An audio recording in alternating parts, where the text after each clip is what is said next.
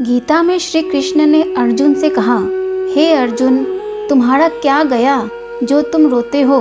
तुम क्या लाए थे जो तुमने खो दिया?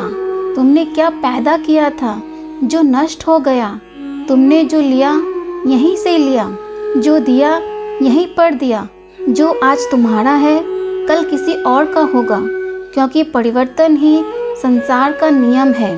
जीवन ना तो भविष्य में है ना अतीत में, जीवन तो बस इस पल में है।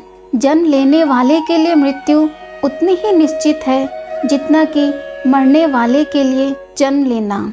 इसलिए जो अपरिहार्य है उस पर शोक नहीं करना चाहिए। श्री कृष्ण अर्जुन से कहते हैं, मैं सभी प्राणियों को एक समान रूप से देखता हूँ। मेरे लिए ना कोई प्रिय है ना ही ज्यादा, लेकिन जो मनुष्य मेरी प्रेम पूर्वक आराधना करते हैं वो मेरे भीतर रहते हैं और मैं उनके जीवन में आता हूँ। मनुष्य अपने विश्वास से निर्मित होता है। जैसा वो विश्वास करता है वैसा बन जाता है। फल की अभिलाषा छोड़कर कर्म करने वाला पुरुष ही अपने जीवन को सफल बनाता है।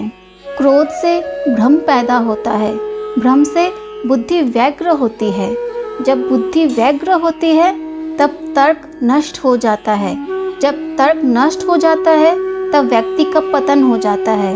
मेरा तेरा, छोटा बड़ा, अपना पराया मन से मिटा दो, फिर सब तुम्हारा है और तुम सबके हो।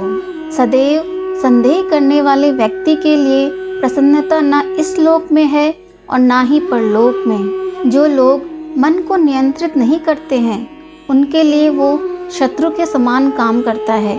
नरक के 3 द्वार होते हैं, वासना, क्रोध और लालच। श्री कृष्ण कहते हैं, हे अर्जुन, हम दोनों ने कई जन्म लिए हैं, मुझे याद है लेकिन तुम्हें नहीं।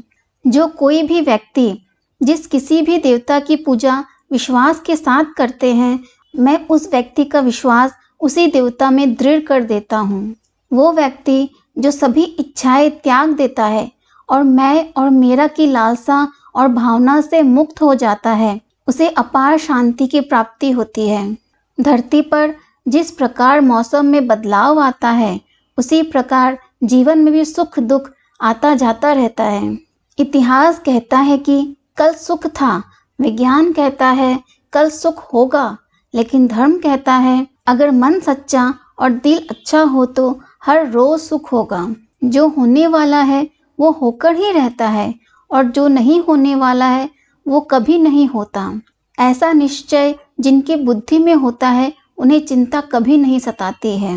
समय से पहले और भाग्य से अधिक कभी किसी को कुछ नहीं मिलता है। जो व्यवहार आपको दूसरों का पसंद ना हो, ऐसा व्यवहार आप दूसरों के साथ भी न करें।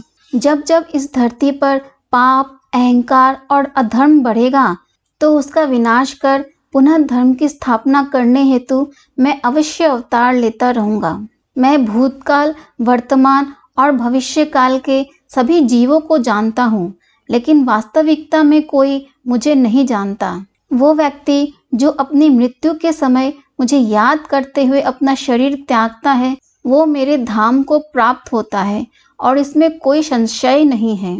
अच्छे कर्म करने के बावजूद भी लोग केवल आपकी बुराइयां ही याद रखेंगे, इसलिए लोग क्या कहते हैं इस पर ध्यान मत दो, तुम अपना काम करते रहो। मनुष्य को परिणाम की चिंता किए बिना लोभ, लालच और निस्वार्थ और निष्पक्ष होकर अपने कर्तव्यों का पालन करना चाहिए।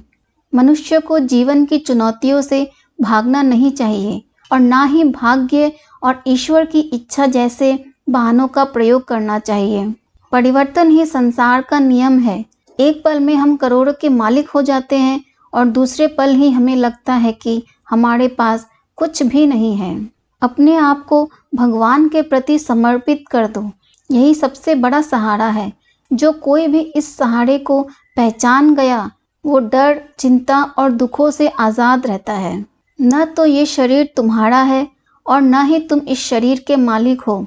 ये शरीर 5 तत्वों से बना है, आग, जल, वायु, पृथ्वी और आकाश। एक दिन ये शरीर इन्हीं 5 तत्वों में विलीन हो जाएगा। तुम क्यों व्यर्थ में चिंता करते हो? तुम क्यों भयभीत होते हो? कौन तुम्हें मार सकता है? आत्मा न कभी जन्म लेती है और ना ही इसे कोई मार सकता है। यही जीवन का अंतिम सत्य है। मैं धरती का मधुर सुगंध हूँ। मैं अग्नि का उष्ण हूँ। सभी जीवित प्राणियों का जीवन और सन्यासियों का आत्म संयम भी मैं ही हूँ। बुद्धिमान व्यक्ति को समाज कल्याण के लिए बिना आसक्ति के काम करना चाहिए।